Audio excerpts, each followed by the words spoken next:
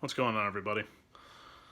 I'm back with another YouTube video, and for this one, I'm gonna do two things in one. I'm not only gonna give my predictions for the final week of the regular season of the 2020-2021 NFL season. I figure what better way to cap off the year 2020 and try to ring in 2021 than by doing something a little different. So here it is. So for those of you who are watching, it's New Year's Eve, 2020, so Happy New Year's Eve to those of you. I'm sure by the time many of you watch this, it'll be New Year's Day of 2021, so happy early New Year's Day to those of you. But I'm going to get down to my predictions. It's going to be a little different. I might be bouncing around everywhere, but I want to try and make this video as brief and as short as possible. So, starting with the games, I want to say they're all on Sunday. I thought there was going to be a game on New Year's Day, but I was wrong. I thought it was the Miami Dolphins and Buffalo Bills game that was going to be on New Year's Day, but I either must have misread the schedule or my mind was playing tricks on me. But be that as it may, starting with this one, I know a lot of people are going to really want to hear my predictions on this game, especially some of my coworkers. You know who you are. So here it goes. The Green Bay Packers traveling into Soldier Field to take on my Chicago Bears. The Green Bay Packers are looking to lock up the top seed in the postseason, or at least in the NFC, because they've already clinched the NFC North. But you don't need a rocket scientist or a brain surgeon or a mathematician to tell you how great Aaron Rodgers has been looking as of late. He's looked as good as ever. Much like the rest of the team, he's in playoff mode, and some are saying this is quite possibly one of the toughest matchups for any team to face. I think that all depends on who you ask. So I think, at least looking at it on paper, the Bears are going to have their hands full. I mean, we completely steamrolled Jacksonville this past Sunday, but as the old saying goes, that and 50 cents is going to get you a cup of coffee. But the Bears' offense, over the last month or so, believe it or not, they've actually started to show some signs of life. In 3 straight games, we've managed to score 30 or more points, and Mitchell Trubisky's taken a little bit of a clear step forward in that time. So, my kudos to Mitchell Trubisky for showing, I guess you could say, some signs of improvement. While he might not be in Chicago next year, we're showing signs of competitiveness, and I think we're going to be able to keep this close. But Aaron Rodgers, in his decorated, long, and Hall of Fame career, I want to say he's 19 and 6. I want to say against the Bears, 19 and 6 or 19 and 5 or something like that. But he's won 7 of his past 8 starts against Chicago, and throw him in as far as being in the top tier of MVP candidates. This season, I'm going with Patrick Mahomes Jr. as far as the MVP goes, but that's another story. But Green Bay's been able to secure a first-round bye in the playoffs, should they win, which I think they will, but again, I have a point spread to follow. I'm not going to factor that into the decision here, but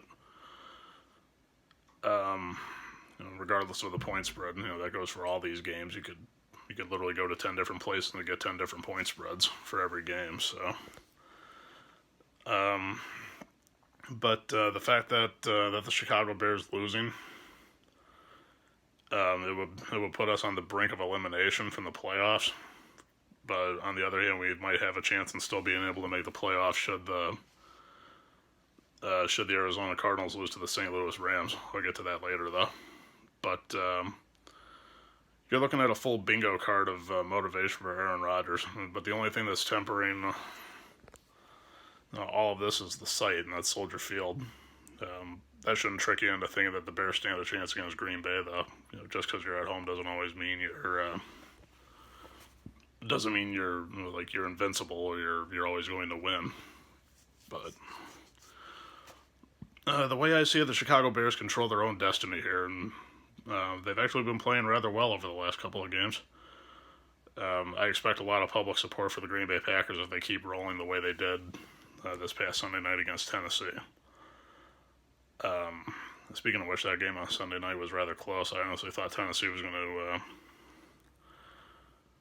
to try and make it a close one, but instead they ended up getting steamrolled in Lambeau Field. But be that as it may, a lot of people are going to make fun of me for this probably, and we'll see what happens when the time reaches 0 minutes and 0 seconds in the fourth quarter on Sunday. I'm going with the Bears. Call it fandom, call it pride, call it arrogance, call it something else, or a combination of all of the above. But that's my pick. Next up, we have the New York Giants going up against the Dallas Cowboys. The Dallas Cowboys are somehow very much alive in the NFC East. Shockingly, I know. But should they beat the New York Giants, which I hope they do, and should the Philadelphia Eagles should the Philadelphia Eagles defeat the Washington Redskins, and should the Dallas Cowboys defeat the New York Giants, the Cowboys have a shot in winning the NFC East, which I think would be nice. But their offense looked as good as it has all season, especially how they were against Philadelphia. And it also makes you wonder, hypothetically, had Dak Prescott not have gotten hurt earlier in the year, where would the Cowboys be now in the standings? What would the team be like under Dak Prescott? Had he not have gotten hurt? Say he ended up getting injured a little bit later in the season, and that's when you had to fall back on Andy Dalton, also known as the Red Rifle. So many questions, so many different scenarios, so many different everything going into this game. But going back to the the Dallas Cowboys offense, I'm all tongue-tied today, I'm sorry. But going back to the offense of the Dallas Cowboys, they're looking to carry whatever momentum they had going into this game in Philadelphia. They're looking to carry that into the Meadowlands when they go up against the Giants. The Giants have fallen off over the last couple of weeks, but they also find themselves with a shot in in order to maybe win the division.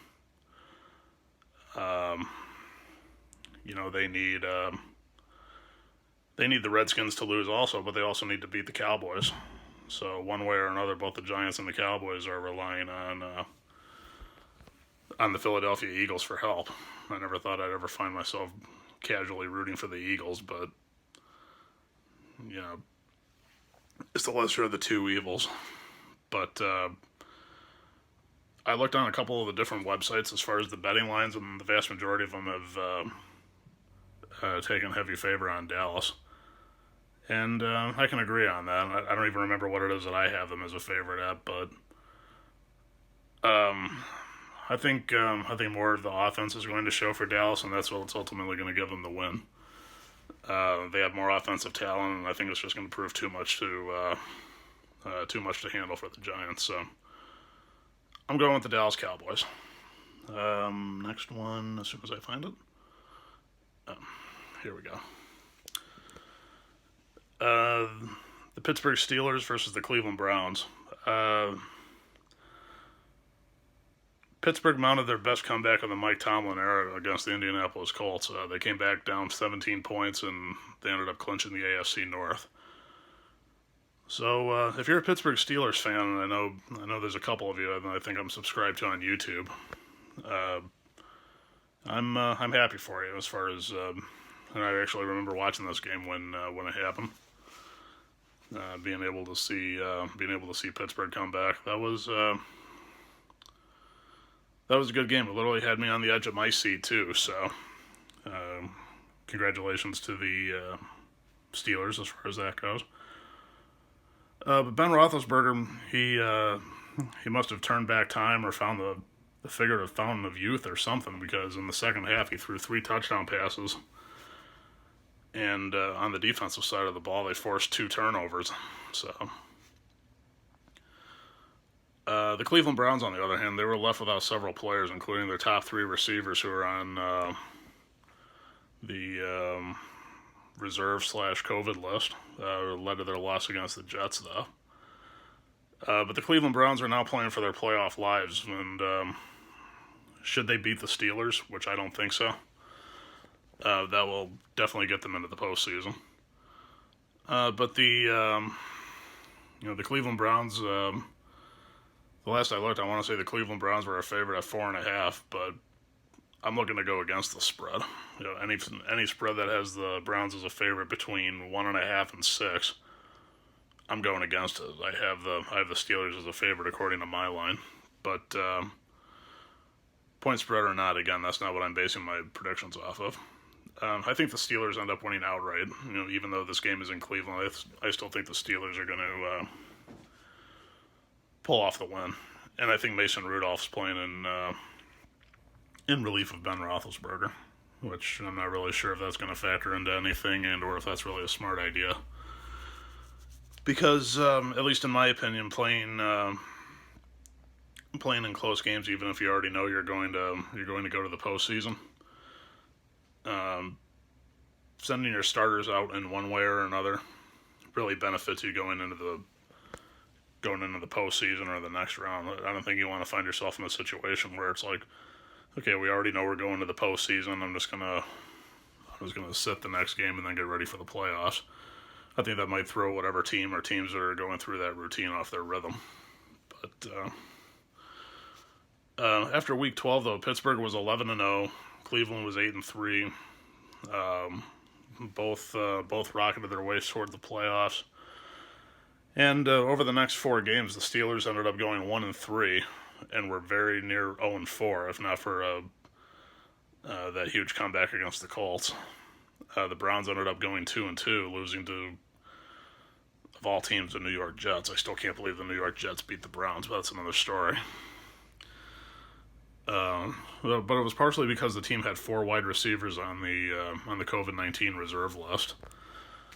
But the downside of that has led to Pittsburgh dropping to the number 3 seed in the AFC playoffs and Cleveland needing a win in order to get a wild card spot along with some help. But because the Pittsburgh Steelers ended up, they would need both a win in their game and a loss, I believe, by the Buffalo Bills in order to overtake the number 2 spot for Buffalo. They're going to need to reach into the bag of tricks and see what else they can do as far as that. But I think a couple of days ago, Mike Tomlin already said, I want to say it was in a press conference or a media interview, he's already stated that Mason Rudolph is going to be playing in place of Ben Roethlisberger. So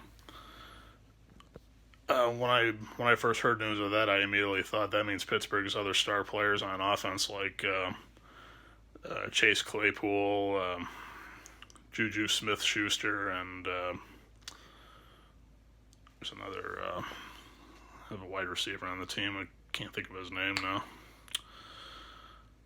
I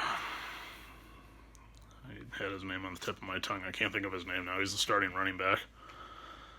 I'm sure the name will come to me eventually, but whoever the star running back is right now,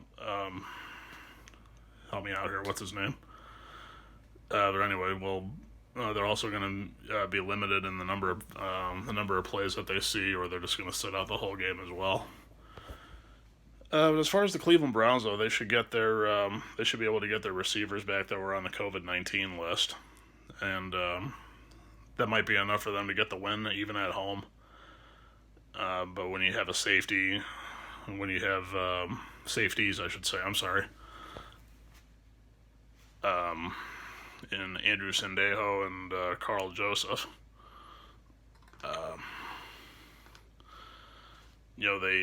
they've replaced the receivers on the COVID-19 list. That should be enough of a plus as far as getting some of your receivers back.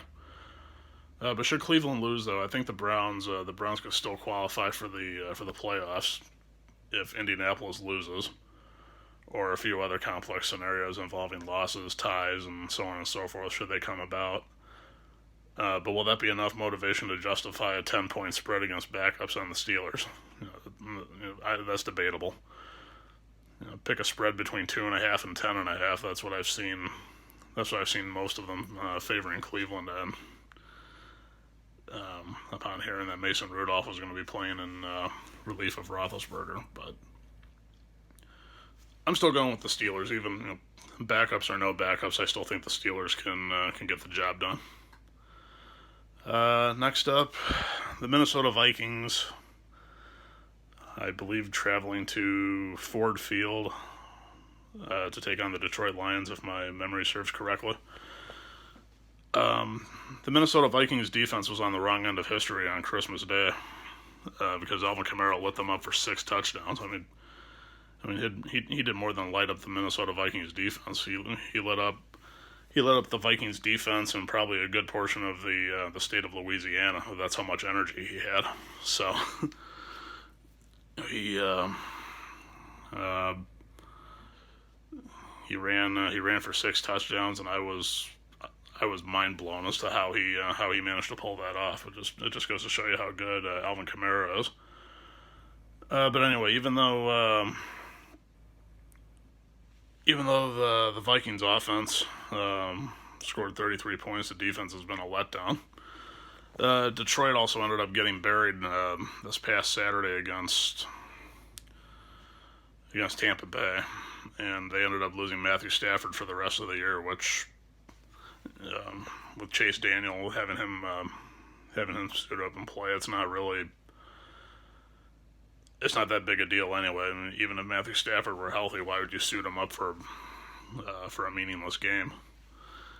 And that's how I would see it in this situation. If the Detroit Lions are smart, they don't even have Matthew Stafford suit up. Why bother playing? So, but the Lions have the advantage of playing, not the Lions, the Vikings. I'm sorry, the Vikings have the advantage of playing against Chase Daniel. So, NFL odds were a little too generous, but regardless of what those odds were and or may have been or what they are now, I'm still taking the Vikings in this game. I mean, had the Vikings not started the year so poorly, they might be in the hunt for a wild card spot, but it's too late now. And as it stands, they have a fairly entertaining offense and a defense that's bad enough that none of their scoring really matters. The Vikings, as of right now, they're 6-9, and the Lions are 5-10. They're expected to limp into this game with several players out, and that means the most interesting subplot is actually going to be, will Adam Thielen get the 130-something yards receiving that he needs to reach the 1,000 mark for the season? And also, what will, Dalvin Cook, I had heard that I had heard and or read that his father had passed away, which I literally had no idea of until around the time I started recording this. But no Dalvin Cook, no Adam Thielen. I still think Minnesota pulls off the win. So I'm going to go with the Vikings. Next up, we have the New York Jets traveling to Foxborough to take on the New England Patriots. Frank Gore is going to miss the game after sustaining a lung contusion last week, but he still managed to reach 16,000 yards, rushing yards, I should say, for his career, before being taken out of the game. And that's about the best that anyone could say this season about the Jets. I mean, they're 2-13, and I originally predicted them to go 0-16, but that's neither here nor there. Similarly, the New England Patriots, they're, no offense, but they're an irrelevant team right now, too. They'll most likely undergo huge off-season renovations, with the only notable part of their year being Cam Newton.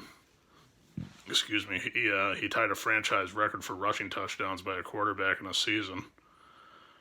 And I want to say that was a record that was set by a guy by the name of Steve Grogan in the 75-76 season or the 76-77 season. But despite Cam Newton's horrific passing in recent games, he's likely to start. This will give him an outside shot of matching his own NFL record of 14 rushing touchdowns by a quarterback in a single year. But the most 2020 season, or the most 2020 sentence has been the New York Jets have won 2 straight games. Yeah, crazy, I know. But the New York Jets have sealed themselves out of the number 1 overall pick after defeating the Browns in Week 16. But overall, looking at it this way, the New England Patriots just aren't effective on an offensive level. I'm sorry. They can't pass the ball. Their lack of weapons are noticeable every week. And for a laugh, it would be funny to see the New York Jets knock out the Patriots and finish 2020 with 3 straight wins, but I don't see it happening. So I'm gonna go with the Patriots on this one. Next up, here we are. The Kansas City Chiefs and the San Diego Chargers. I can only assume that this game is off the board because the Chiefs haven't announced if any of their starters will play, at least not that I've heard or seen or anything. I thought I read something saying that Chad Henne was going to play in place of Patrick Mahomes Jr., but I'll believe it when I see it, or hear it, or read it, or whatever. But should Kansas City do that, we could be in for a real shootout. If not, then some are looking at it on paper as an easy win for the Chargers. But when it comes to San Diego, nothing is guaranteed, at least in my opinion. But despite the struggles on San Diego, their new quarterback, Justin Herbert, he's thrived. He broke a single-season record for touchdown passes by a rookie. And he's managed to make his own mark, not only in the NFL, but also on the roster for the San Diego Chargers, and I commend him for that. I really do. But let's just play safe for now and assume that the Kansas City Chiefs starters don't play, or if they do, it's maybe for a couple minutes or a couple plays, and then they're done for the rest of the day.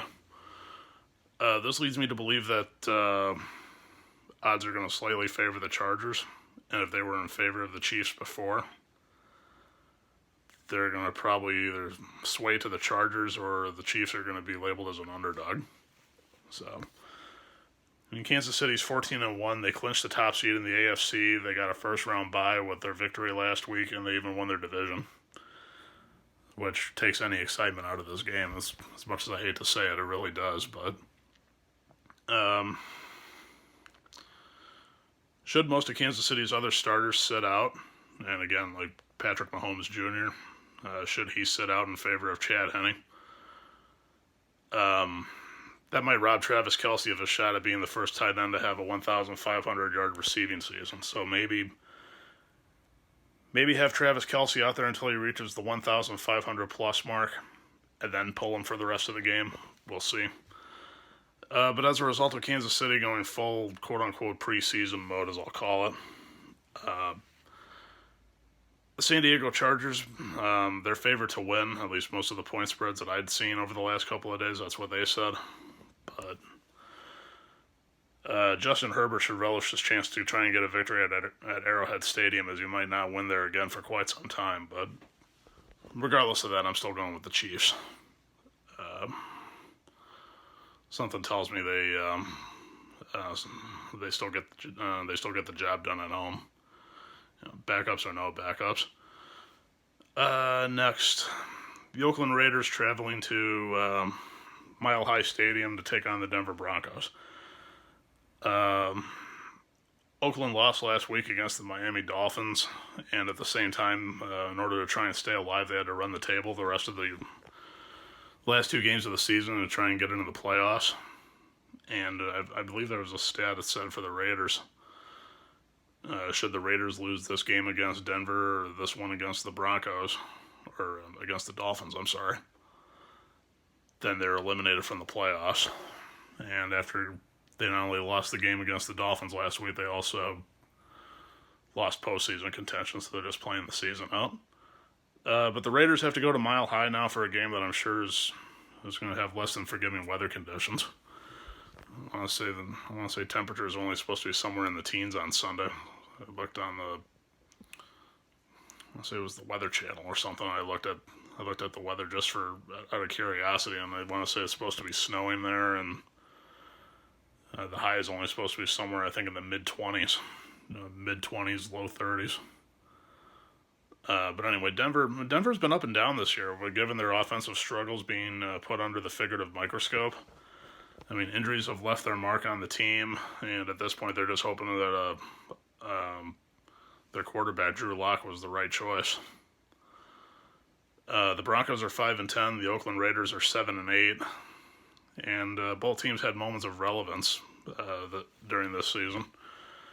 But for both franchises, it was a lost year. I mean, Kansas City was expected to dominate the AFC West, and I still predict them to do that for years to come. And the San Diego Chargers are doing a slight little bit of rebuilding of their own, and I think it's paying off for them. But there may be several lost seasons in their futures too. But as far as this game, I'm going with the Raiders. I gotta go with the silver and black. The final game of the season. Hopefully they can pull it off. Next up, the St. Louis Rams at home against the Arizona Cardinals. I don't know what Cardinals team is going to be shown week in and week out, because one week they're putting on an offensive showing like their game against Buffalo last week, and another game they're scoring only 12 points against a bad team like the 49ers. But the Arizona Cardinals need to show up this week because their playoff hopes are depending on it, and that involves my Chicago Bears. I'll get to that in a second. But unfortunately for the Rams, though, Jared Goff's status is still up in the air due to a thumb injury that he sustained this past Sunday. So keep an eye out on any potential changes in point spreads. Say Jared Goff can't go, which I think he will, because that'll sway heavily in favor of the Arizona Cardinals, say he's not able to compete. But even if Jared Goff does suit up and play, his injuries could hold him and the offense back a bit. The Rams, however, they're favored in this game, despite Jared Goff being out after having surgery on a dislocated right thumb. I think there was an undrafted quarterback in 2018 out of Wake Forest who's on the Rams roster who would be serving as a backup. John Wolford, I believe is his name, or Walford. I could be wrong. He's literally never thrown a pass in an NFL game before, and I think he's going to start in place of Jared Goff. But that's probably not going to cut it against Kyler Murray and the Arizona Cardinals. But on the other hand, this might be like a little rags to riches story for a guy from a short-lived league known as the AAF, also known as not the Allegiance, I'm sorry. The Alliance of American Football. And maybe if Jared Goff's not able to play, maybe the backup comes in and saves the day, which would be nice, because I don't think this result would really matter, but players won't know it at the time. But should the Chicago Bears lose to Green Bay, which I think would be a real bite in the butt if you ask me, both the Cardinals and the Rams would earn wild card spots. But the two games that would only be played simultaneously, given Arizona and the Rams' motivation to beat each other. A Bears win, which is unlikely, at least on paper, would only mean that one of these teams would qualify. But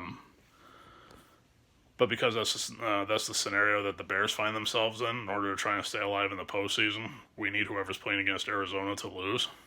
Or we need whoever's playing against Arizona to win. I'm sorry. For obvious reasons, I'm going with the Rams. Hopefully the Rams can beat the Cardinals, because whether or not the Bears lose or win against Green Bay, it would be nice if we win, but if we lose, we still have a shot depending on what happens with Arizona. And if Arizona loses, then we find ourselves in the postseason.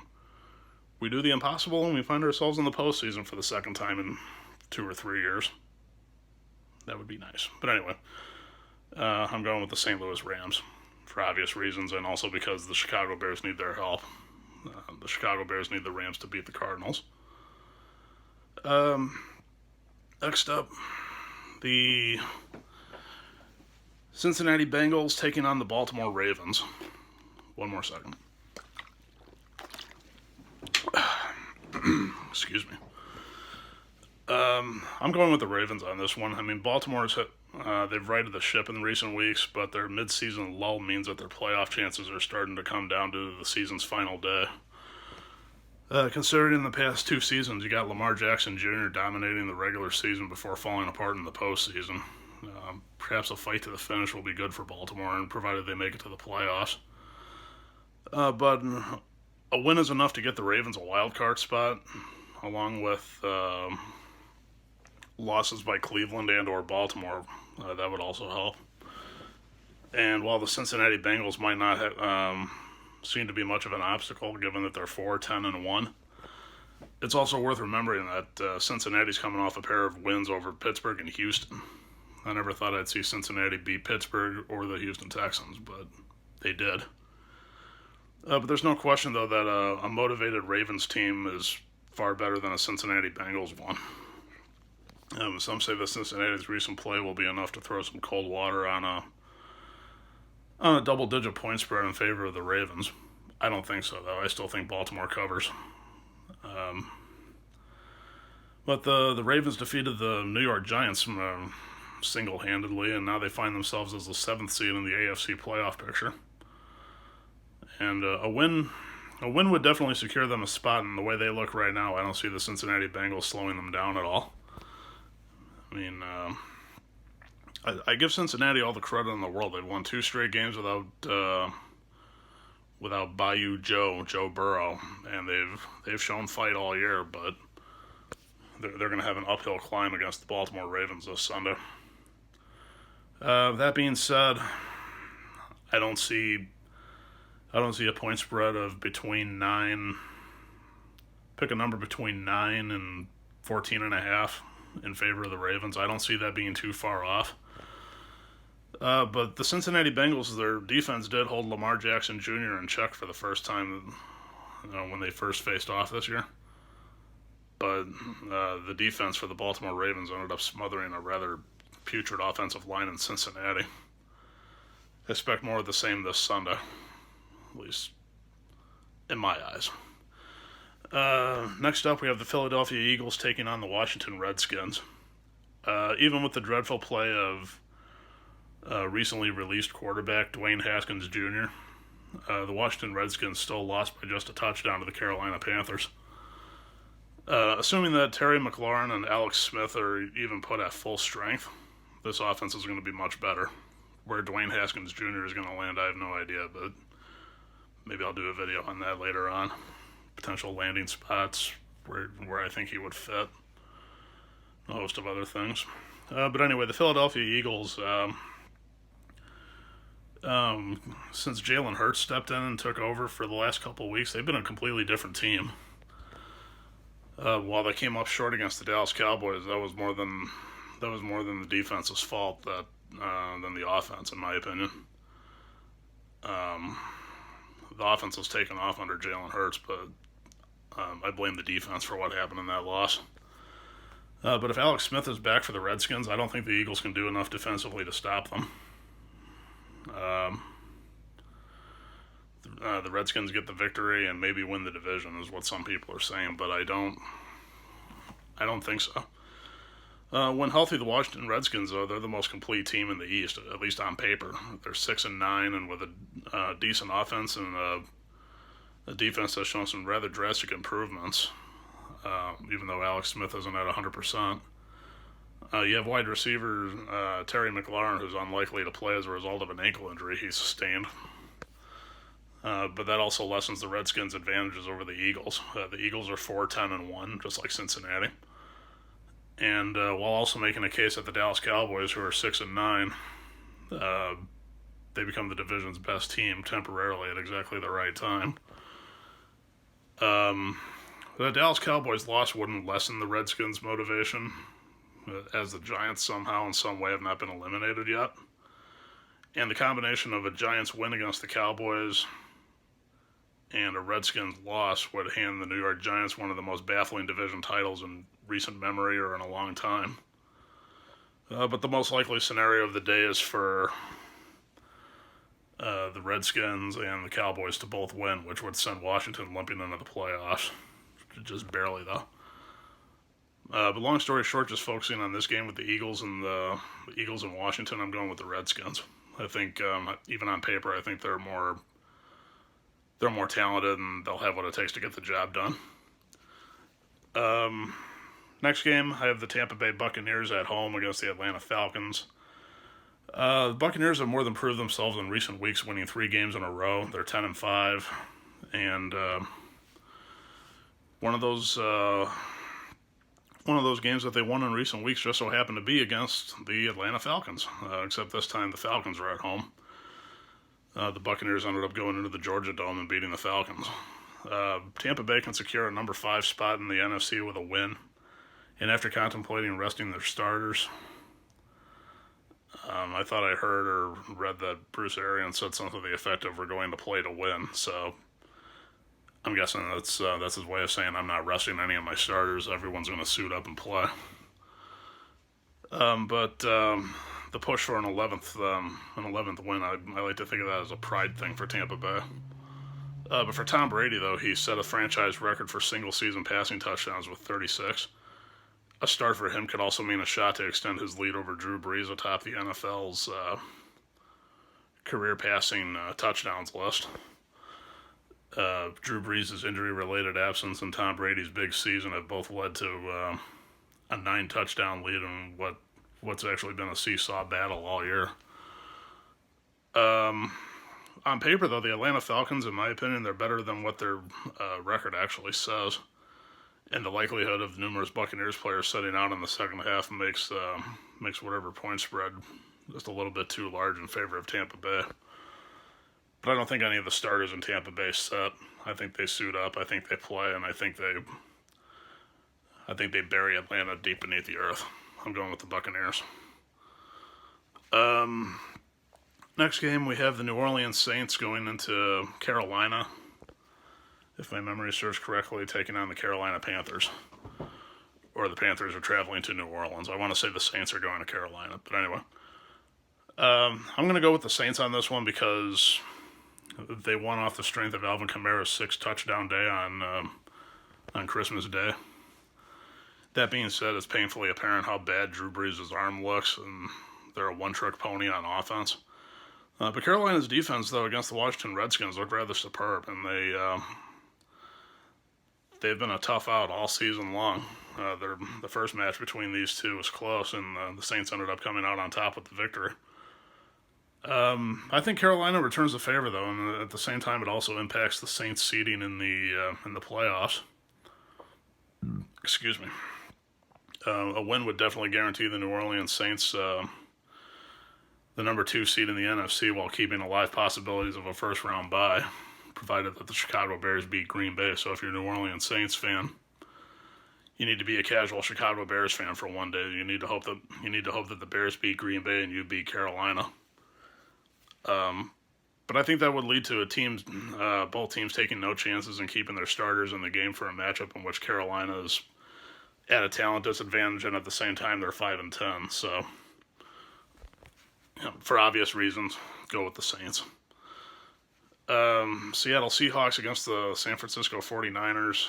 I'm going with the Seattle Seahawks because with their record, they're 11-4. They captured their first NFC West since 2016 with this victory against the Rams this past Sunday, and I think they go into the final day with a shot at overtaking New Orleans for the number 2 seed in the NFC. It's going to be tough, though.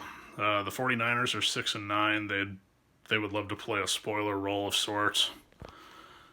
And by beating the Arizona Cardinals last week, that's one way of doing it. But you got to assume that if Seattle wants to win the game, they're not going to rest any of their starters either, and they're going to do so handily. So for obvious reasons, it's going to be the Seahawks. The Buffalo Bills and the Miami Dolphins is next. I'm going to go with the Buffalo Bills here. But before I go into the reasons why, with the Miami Dolphins, in their game against the Oakland Raiders last week, Ryan Fitzmagic, he managed to pull off another work of the figurative magic going into this game against the Raiders in order to keep the Dolphins' playoff hopes alive. But if Coach Brian Flores wants the best shot at making the playoffs with Miami, he'll keep the Harvard Houdini as the starter, and he's going to start him against Buffalo, because with Tua Tagovailoa as the starter, the offense is non-existent. But Buffalo, however, they could play this a few ways. They could rest their starters and await a wild card weekend, or they could try and end the season of their division rivals. I incline to go with option B, try and end the season. But that being said, if they lose and Pittsburgh wins, I think Buffalo drops to the 3rd seed in the AFC. So expect Josh Allen and everyone else to be a full go, suit up, play, and try and put a stop to Miami. But however, the Bills and the Dolphins, for the last 20-something years, they've lived in the mighty shadow of Bill Belichick and Tom Brady. The Bills are 12-3, the Dolphins are 10-5, and thanks to the seemingly apparent fall of the New England dynasty this season, Buffalo won their first division title since 1995, and Miami's on the verge of their first playoff appearance since, I want to say, 2016, and just their 3rd since 2001. But in a cruel joke by some way, I guess, they face off in the final week of the season, and a loss just might come with significant consequences. For Buffalo, however, the number 2 seed in the AFC playoffs is at stake, and while this distinction doesn't come with a bye this season, it still offers home field advantage. Not a small thing when you play your games at Ralph Wilson Stadium in New York. But the Buffalo Bills are going to clinch the spot with a win. At least I think they will. But they would drop to number 3 if they were to lose in concert with a Pittsburgh Steelers victory. That should be enough to keep Buffalo starters in for most of the game. And with the nice side effect that Josh Allen might be given one more game to try and help boost his credentials for MVP. That's saying something. For Miami, however, though, a wild card spot is within reach, and a win would be enough. But if the Dolphins lose, though, they're going to need a loss by Baltimore, Cleveland, or Indianapolis at the same time. It's also unlikely that either of these scenarios happen. But there's several other scenarios that involve multiple teams, but I don't think they'll happen. But if both teams do go all out, though, this game heavily favors Buffalo, and I think the Bills pretty much have this one in the bag. They have the 4th or 5th ranked offense in the NFL and a 10th ranked defense. And the conditions at their stadium should be fairly hostile for a visiting team. I want to say it's supposed to be about 40 degrees with a chance of snow and rain, according to the weather forecast. And the Miami Dolphins shouldn't be written off, though. Their run-heavy offense is suited to poor conditions, and their defense has generated an NFL-leading 27 turnovers, which could be extremely relevant if Josh Allen gives into his worst tendencies at exactly the wrong time. But I'm still going with Buffalo, though. Safe money would say take the Bills. They're at home. That's what I would do. Houston Texans versus the Tennessee Titans. The Tennessee Titans are 10-5, and they've clinched the AFC South with a win against the Green Bay Packers. Or they could have clinched the AFC South with a win against the Green Bay Packers, I'm sorry. But after getting blown out in Lambeau Field, that left Tennessee with an outside shot at missing the playoffs. But in order to secure the AFC South, the Titans need to beat Houston. They either need the Indianapolis Colts to lose to Jacksonville or for both teams to tie. But should Tennessee be overtaken by the Colts, the Titans could still get a wild card spot, provided that the Dolphins or the Ravens lose. But let's not pretend that this game's in any doubt, though. I mean, you have King Derrick Henry on the Titans, who, in my opinion, he's the most explosive running back in the NFL.